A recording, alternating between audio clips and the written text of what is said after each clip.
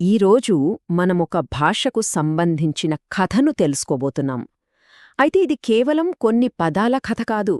ఇది ఒక సంస్కృతి, ఒక సమాజం, ఇంకా తమ అస్తిత్వం కోసం వాళ్లు చేస్తున్న పోరాటం గురించిన కథ.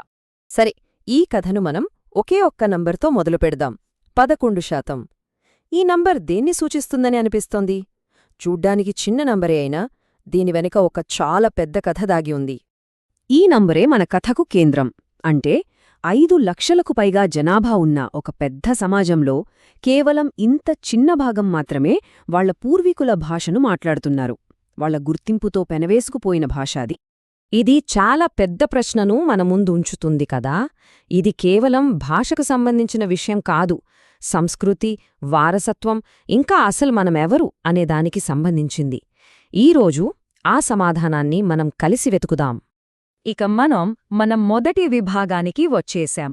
ఇక్కడ ఈ భాషా పజిల్కు సంబంధించిన ముక్కలన్నిటినీ ఒకచోట చేర్చి దాని వెనకున్న రహస్యాలను తెలుసుకునే ప్రయత్నం చేద్దాం. ఈ చార్ట్ చూడండి. ఇక్కడ మనకు స్పష్టంగా కనిపిస్తుంది ఆ తెగ మొత్తం జనాభాకు, ఇంకా వాళ్ల భాషను నిజంగా మాట్లాడేవాళ్ల సంఖ్యకు మధ్య ఎంత పెద్ద తేడా ఉందో. ఈ వ్యత్యాసమే ఆ భాష ఎదుర్కొంటున్న ప్రమాదాన్ని మన కళ్లకు కడుతుంది. ఆ తేడాను మనం సరిగ్గా అర్థం చేసుకోవాలంటే ముందుగా ఈ కథకు ప్రాణమైన ఆ ప్రజల గురించి తెలుసుకోవాలి. వాళ్లే దక్షిణ భారతదేశంలోని ఎరుకల తెగ. వాళ్ల ప్రత్యేకమైన ఆచారాలు, సంప్రదాయాలు వాళ్ల భాషతో విడదీయలేని బంధాన్ని కలిగి ఉన్నాయి. అసలు వాళ్లకు ఆ ఎరుకల అనే పేరే వాళ్ల ప్రత్యేకమైన సాంస్కృతిక ఆచారముండే వచ్చింది. అదే భవిష్యత్తు చెప్పడం. ఇది కేవలం వాళ్ల వృత్తి మాత్రమే కాదు, వాళ్ల గుర్తింపులో ఒక ముఖ్యమైన భాగం.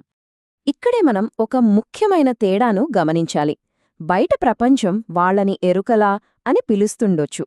కాని వాళ్లు తమను తాము, తమ భాషను కుర్రు అని ఎంతో గర్వంగా పిలుచుకుంటారు. ఇది వాళ్ల స్వంత గుర్తింపుకు, ఆత్మగౌరవానికే ఒక చిహ్నం అన్నమాట. సరే, ఇప్పుడు మనం ఈ కుర్రు భాషా నిర్మాణం గురించి, దాని ప్రత్యేకతల గురించి తెలుసుకోవడానికి మరికాస్త లోతుగా వెళ్దాం. దానిలో ఎలాంటి రహస్యాలు దాగి ఉన్నాయో చూద్దాం. ఈ గుర్రు భాష అనేది దక్షిణ ద్రావిడ భాషా కుటుంబంలో ఒక భాగం. దీన్ని మనం ఒక పెద్ద కుటుంబ వృక్షంలా ఊహించుకోవచ్చు.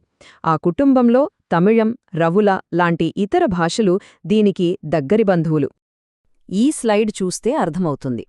ఈ భాష తన చుట్టుపక్కల ఉన్న భాషల్నుండి, ముఖ్యంగా తెలుగు నుండి చాలా పదాలను స్వీకరించిందని. దీన్ని బట్టి కాలక్రమేణా ఆ భాష ఎలా మారుతూ వచ్చిందో, ఎలా నిలదొక్కుందో మనకు తెలుస్తుంది. కాని సరిగ్గా ఈ ప్రభావమే మనల్ని ఈ కథలోని అసలు సమస్య దగ్గరకు తీసుకువస్తుంది. అదేంటంటే, ఈ భాష ఎందుకు ఇంతలా క్షీణిస్తోంది, మరి దాన్ని కాపాడుకోవడానికి ఎలాంటి పోరాటం జరుగుతోంది అనేది. మాతృభాష మాట్లాడేవాళ్ల సంఖ్య తగ్గడానికి ముఖ్య కారణం వాళ్లు తెలుగువైపు మళ్లడమే.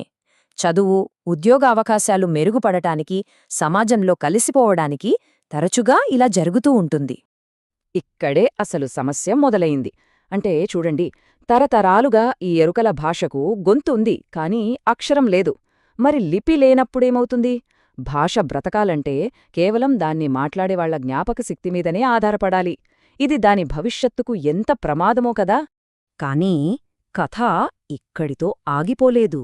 ఇది ఆశ, పునరుజ్జీవనం, ఇంకా వాళ్ల సంస్కృతిని కాపాడుకోవడానికి వాళ్లు చేసే ఒక గొప్ప పోరాటం వైపు మలుపు తీసుకుంది. సాంస్కృతిక పరిరక్షణలో భాగంగా ప్రొఫెసర్ సత్తుపాటి ప్రసన్నశ్రీగారు ఎరుకల భాష కోసం ఒక ప్రత్యేకమైన లిపిని అభివృద్ధి చేశారు. ఇది నిజంగా ఒక అద్భుతమైన విషయం. తమ వారసత్వాన్ని ఎలాగైనా కాపాడుకోవాలన్న సంకల్పంతోనే ఈ కృషి జరిగింది. ఈ అభివృద్ధి అనేది ఒక మాటల సంప్రదాయాన్ని అక్షర రూపంలోకి మార్చింది. ఇది ఆ భాషకు ఒక కొత్త జీవితాన్ని ఇవ్వడమే కాదు, భవిష్యత్ తరాలకు దాన్ని అందించడానికి ఒక పటిష్టమైన మార్గాన్ని సృష్టించింది. కాబట్టి ఈ ఎరుకల కథ అనేది కేవలం ఒక తెగకు మాత్రమే పరిమితం కాదు. ఇది ప్రపంచవ్యాప్తంగా అంతరించిపోతున్న ఎన్నో భాషల కథలకు ఒక ఉదాహరణ, వాళ్ల పోరాటానికి ఒక స్ఫూర్తి. చివరిగా ఈ కథ మనల్ని ఒక ఆలోచింపజేసే ప్రశ్నతో వదిలివెళ్తుంది. ఒక భాష మౌనంగా మారినప్పుడు మనం కోల్పోయేది కేవలం కొన్ని పదాలనేనా, లేక మనల్ని మనంగా నిలబెట్టే కథల్ని, సంస్కృతిని, గుర్తింపును కూడా కోల్పోతామా?